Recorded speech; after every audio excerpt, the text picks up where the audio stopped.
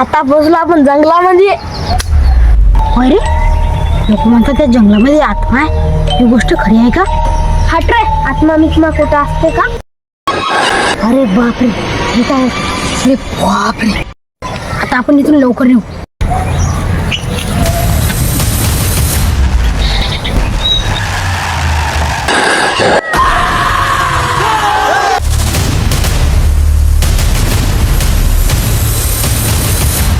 अरे कोण आहे तिकडे?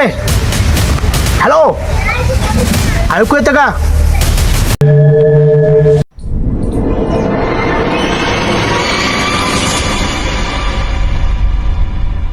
हे पोरो, कोण आहात तुम्ही? आणि तुम्ही सर्वजण या जंगलामध्ये काय करताय? आम्हाला वाटतो वाचवा. काय बोल नेमकं काय झालं मला सांगा. मी आहे ना. आत्मा. अरे आत्मा काय नसते बाळांनो. आवाज तर मला पण आला. 100% इथं कोणीतरी आहे. घाबरू नका. आपण लगेच तिथे निघू.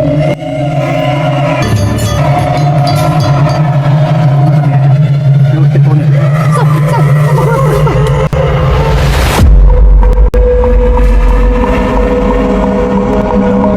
अच्छा, असं. काहीतरी गडबड नक्कीच आहे इथे.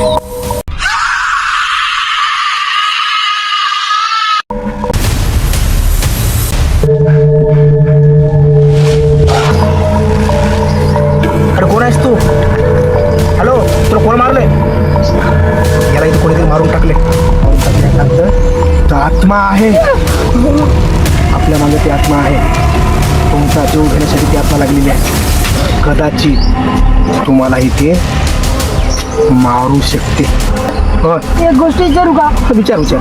त्याला जाऊन येऊ का? जा. हे बघा, घाबरू नका. मी 2 मिनिटात जाऊन येतो. ओके?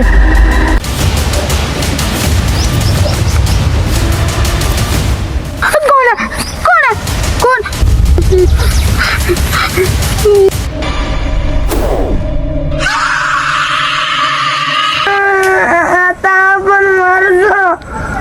आता आपण इथं लवकर घरी जावं लागते. अरे अरे, ते बघा आपले सर, तिथं आपला मित्र बी आहे. या. अबे तुमची तडफडतो या. हट. सर तुम्ही असं काय केलं सर? सर सर आमची चुकी काय होती सर? तुमची चुकी? अरे तुमची चुकी इतकी मोठी आहे की या दांडक्यानं तुम्हाला सगळ्याला मारायला पाहिजे. कळलं का? सर आम्ही असं काय केलं हो सर? असं काय केलं? अरे तुम्ही स्वतःला धोका द्यायले आणि तुमच्या आईवडिलांना सुद्धा. कळते का तुम्हाला? सर हा कोण आहे? काही दिवसापूर्वी तुमच्यापैकी कोणाच तरी वाढदिवस होता आणि तुमच्या सर्व गोष्टी मी ऐकल्या. Happy birthday. थँक्यू. पार्टी पाहिजे बरं. देतो ना पार्टी. मस्त एन्जॉय. अरे यार, पहिले आपण बसू ना. ओके, चला बसू.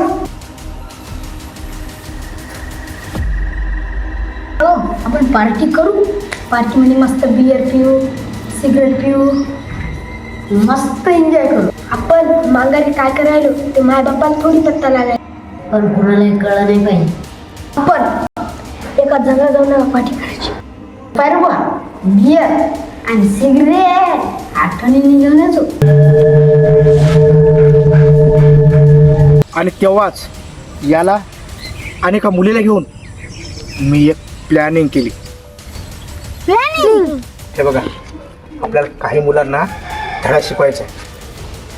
आपण एक प्लॅन करू. ओके? तुमचे आईवडील तुमच्यावर विश्वास ठेवतात आणि तुम्ही पार्टीच्या राहावर दारू, सिगरेट, गुटखा खरा खाता. तुम्ही जर व्यसनाची आहारी गेले तर तुमचं आयुष्य समोर कसं होईल याची तुम्हाला भय आणि भीती वाटत नाही का? तसं आम्ही काहीच नाही. हो सर, खरं. खोटं बोल सर तर कानाखाली मारील. कळलं का? ज्यावेळेस तुम्ही जंगलामध्ये फसले आणि तुम्हाला वाटलं कोणते तरी आत्मा तुमचा जीव घेणार आहे, त्यावेळेस तुम्हाला भय आणि भीती वाटली की नाही? त्याचप्रमाणे आपण व्यसन केल्यानंतर आपल्याला कॅन्सरसारखा रोग होईल, आपल्या आईवडिलाला काय वाटेल, आपलं आयुष्य बर्बाद होईल, याची सुद्धा भीती आणि भय वाटायला पाहिजे तुमच्यासारख्या पिढीला. तुमच्या आईवडिलाचा तुमच्यावर विश्वास असतो. आईवडिलाचा विश्वास कधीही करायचा नाही. ओके? चुकी झाली, आम्हाला माफ करा. लाईक करा. सबस्क्राईब करा आणि शेअर करा.